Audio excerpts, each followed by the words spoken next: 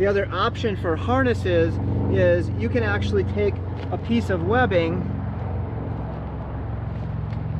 Okay, you tie this loop, and I'll link to the video for a water knot.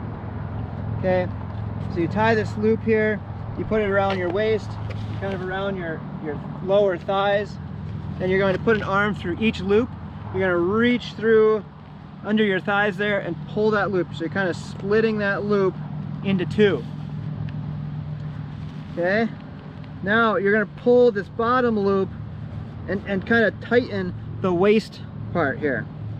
Now this is, again, this is not the best harness, but it does work. And if you are, say, rappelling off of your porch and you are good with this, then certainly this is an easy way to go. So you tie that square knot there, and now you're going to clip in here and you've got a harness. Okay, now this harness does again have a tendency to kind of move so that the pulling point is down lower, which can be an issue because now it makes you more likely to tip backwards. If you kind of sit up a little more, it's not a big deal.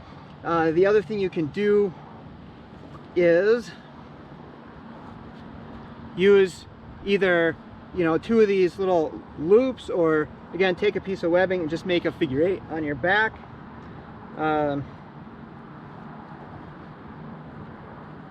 You can take a carabiner there and then another carabiner here to do the belay off of, okay, which I'll show you. So this way you can't fall back, and if you did, you're caught anyway. You can't fall out of your harness.